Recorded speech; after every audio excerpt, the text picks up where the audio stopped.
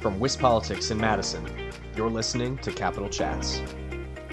Hello, everybody. This is Kate Morton with WisPolitics here with the Capitol Chats podcast brought to you by Spectrum. On today's episode, we have an interview with Senator Rob Cowles, a longtime senator who's going to be leaving the legislature after this session. This interview was conducted by our editor, J.R. Ross, but here's the interview. Rob, always thanks for the time. If I remember correctly, you were elected to the Assembly in 1982. Is that right? Right.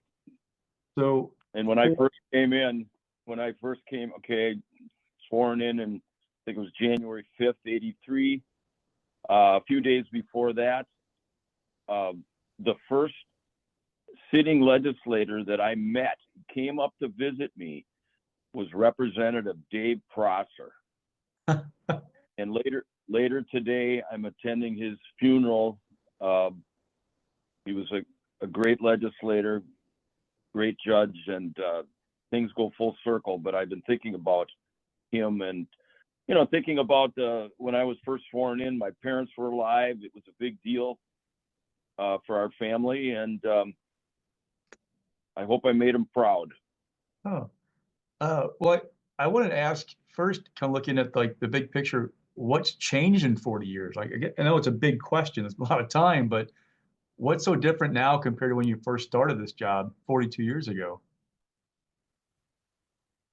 Well, I think we both know it's the money involved in these races and what that's done to the specifics of a district. I think that these districts, these elections have become more a statewide thing or even a more national thing than they were when I started, where it was very localized and you go recruit supporters from, the indigenous groups in your district. And $20,000, $30,000 race was a lot of money then.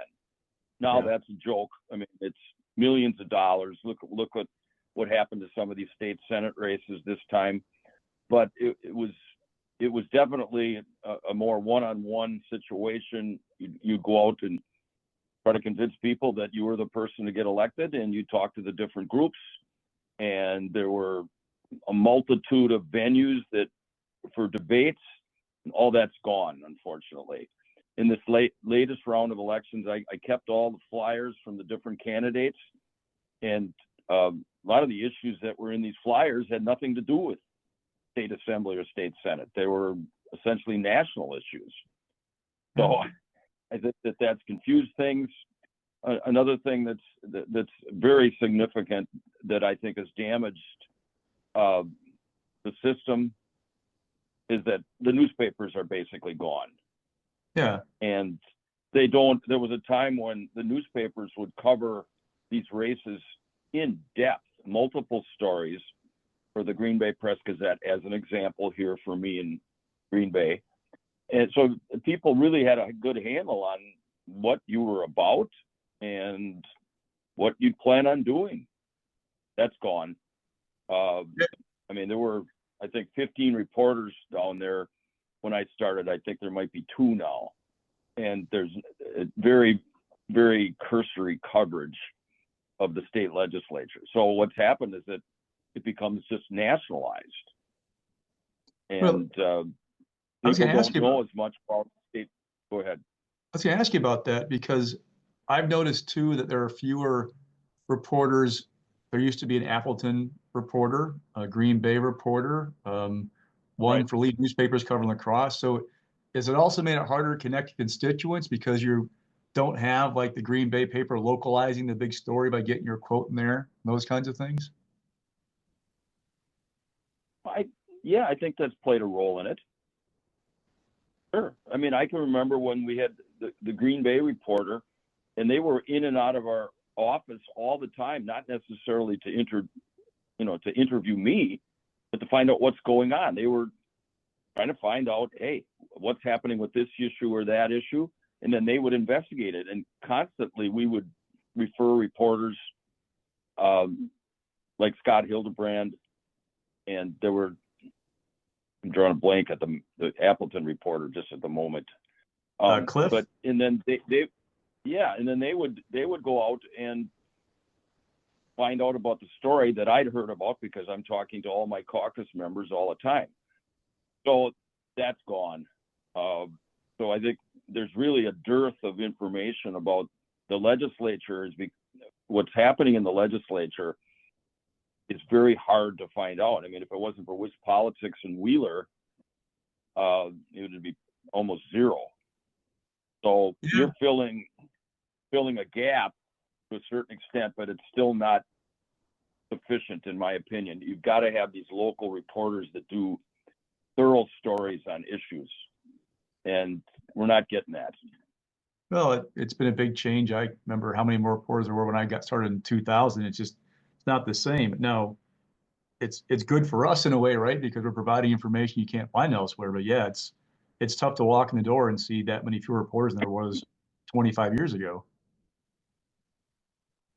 Yeah, and I think that it harms the system. It makes it easier for some of these national groups that just spend a lot of money to control the agenda, and I think it depersonalizes the legislature too. I think it's harder for people to find out, who the heck are these people that represent them. No, I was basically a full-time legislator. I was attending functions all the time, all over my district, and really finding out what's going on by doing that. And it takes a lot of effort, to represent a sprawling state Senate district. But I would find out what the issues were. A lot of times I would be at some function and say, hey, there's this issue going on about Shawano Lake, and, we've got to deal with this issue with the DNR. There's an example in Shawano, or I'm up in O'Connell Falls, and there's an issue with the O'Connell County Electric Co-op, or down in Kaukauna, there might have been some municipal issue that they needed to tell us about, and I picked it up by being at some event. So I bring that up just that, whoever the people that succeed me, to find out really what's going on, they got to get out there. And that would be my advice to anybody that asks, that you got to attend a lot of events and find out what people care about and what they want. Yeah.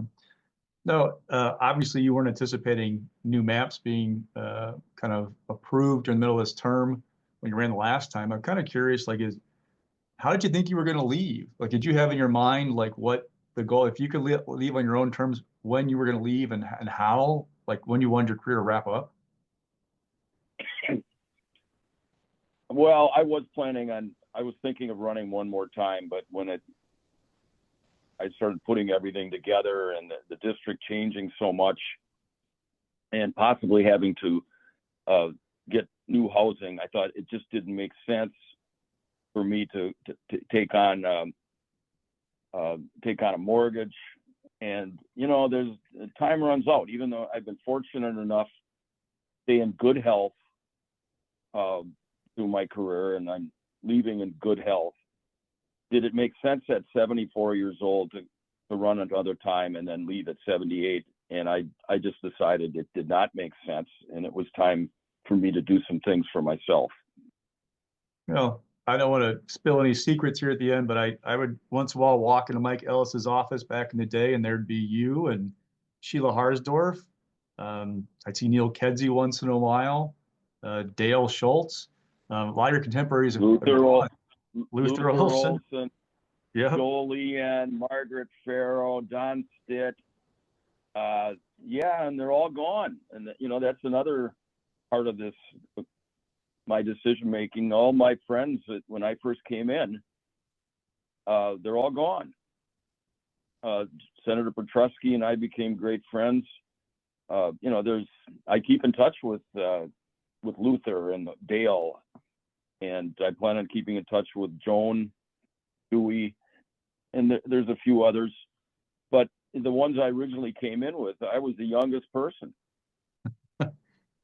Now, and I took anybody that knew Mike Ellis knew he gave grief to everybody, equal opportunity. And he was a great friend and a tremendous leader, and we were lucky to know him because he was just an outstanding leader. And I'd say the same about Tommy. Those are the two most, in my time, the two most outstanding leaders were Tommy and Mike Ellis, and they different personalities for sure.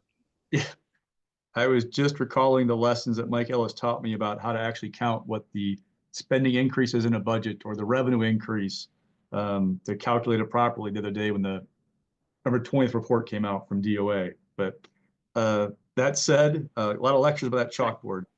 Do you feel like you have any unfinished business? The chalkboard went to the Historical Society. It was in my office for a few months, and we contacted the Historical Society. So you got to keep this, because this sort of represents, Mike Ellis at his best when he was giving lectures on a variety of topics. And he's the only one that I knew that would do that, breaking down the budget and different other mathematical situations. He was a teacher at heart. Yeah.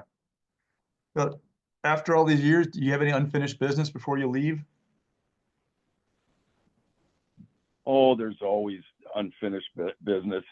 There's always other issues. I talked to a number of friends. It's like you can always think of other things that could be done, but I feel pretty satisfied with all the audits that I got done over the years.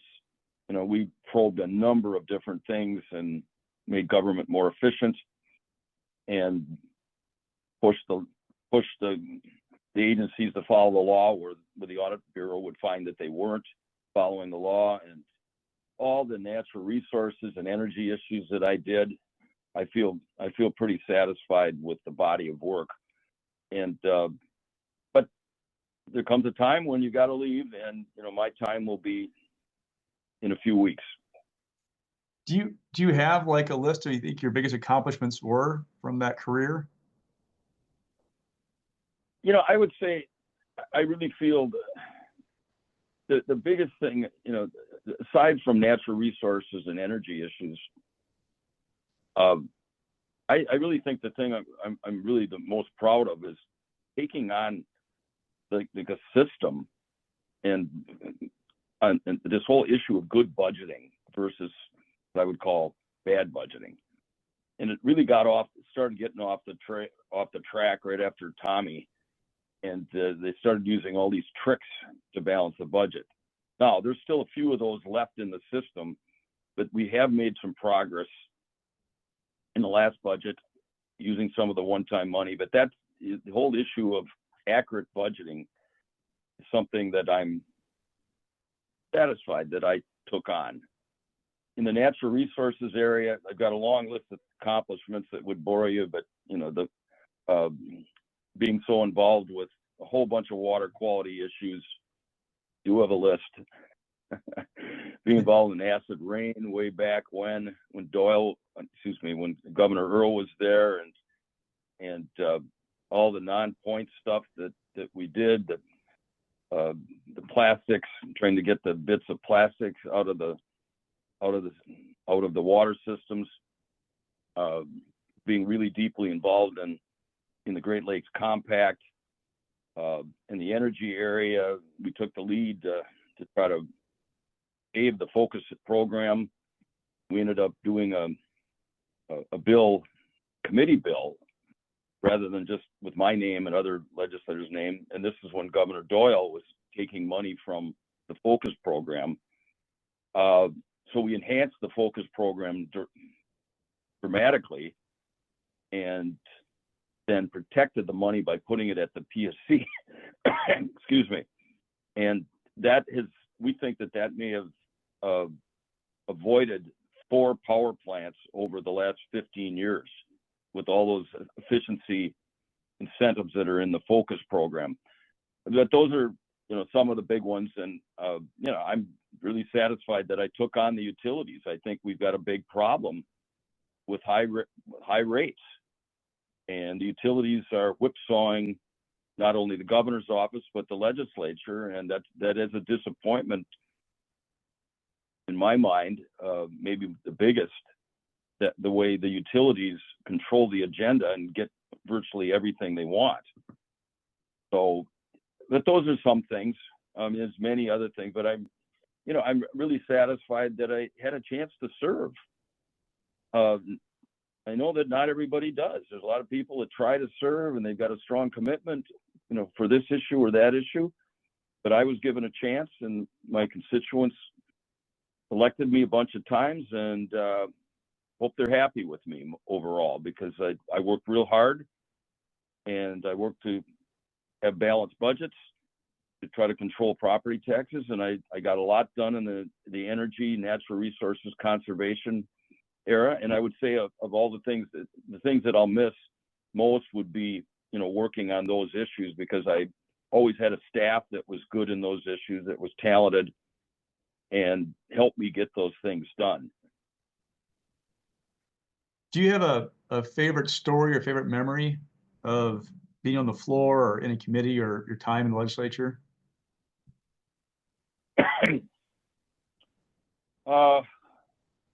Favorite? No, I don't know about that. I mean, might have something, during the recall when somebody right behind, sitting up in the gallery, locked them into, had like a padlock and locked themselves into the bracket up there. And Ellis was up in the president's seat at the time, and he said he wanted to take a break, and he said somewhere in this vast budget there must be a cutting tool to get this guy out of there. But it was a funnyism from Mike. But there were some nasty things that happened on the floor, and we try to forget about those. Yeah. Well, I remember you talked about taking on things. You were on finance many moons ago and voted against the budget coming out of finance, which may have been wanting to last very long on finance. And you've kind of had a reputation for being a moderate on some things. I'm wondering, can you still be a moderate in the building the way things are now? Is it easy? Can you break party lines, or is there a danger to that now? Oh, definitely. Yeah, there's definitely a danger. So it's like, do the constituents want someone to serve the district, serve the issues that that they talked about when they ran, or do they want them to serve a couple people that go into a side office and say, here, this is what we're going to do today?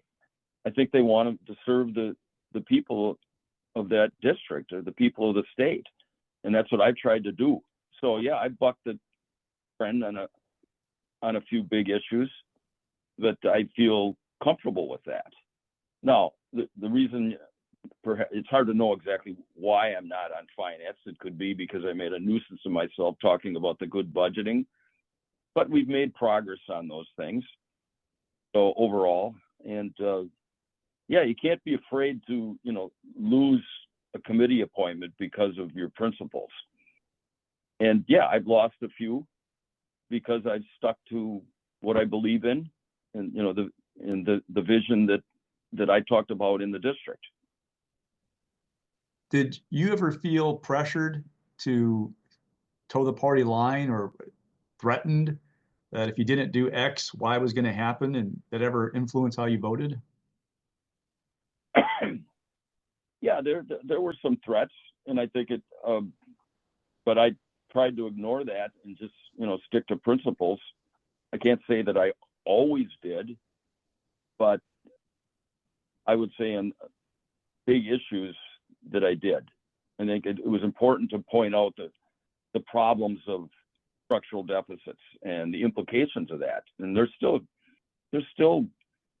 some tricks that are built into the budget that go back to some of the big battles we had on structural deficits. There's still money from the tobacco fund, which was securitized. There's still delayed payments all over the place.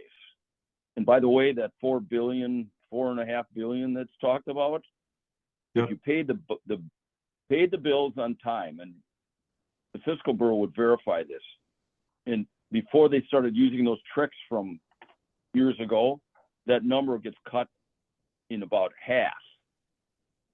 So the real balance, and it's one-time money, by the way, but that real balance is significantly less. Now, do we want to, do the right thing and pay our bills on time and not use tricks? Can't do that in your private life. Why should the government be able to do it? Yeah. So yeah. Anyhow, yeah. But sure. There's implications when you buck the main person occasionally. So, do I regret that? No. I feel good about not voting for Foxconn. I thought that was a huge waste of money. I mean, there's one where I bucked a system that was sort of high profile. I want to wrap up just asking you kind of like, you mentioned a little bit of advice for lawmakers going forward about getting to know your district, getting out there. But what's your big picture advice for the building going forward? What should they strive to do? With something they should change how they operate to try and make it a better place? I think it would be beneficial if people got to know each other, not just the committees that they're on. It would take the effort to try to meet people. And because the margins are much closer now, in order to make progress on some of these issues, you most likely have to have bipartisan bills. So if you're 54 seats in the Assembly and you're 18 in the Senate, you can't lose many. So Yeah. I think it would be helpful to get to know people, get to know the Fiscal Bureau, get to know the Legislative Council, the Reference Bureau, the Audit Bureau. These are the service agencies that have people that really know what the facts are, and you can learn so much. That would be my advice. Get to know the individual legislators and get to know the service agencies. Move around your district and talk to people.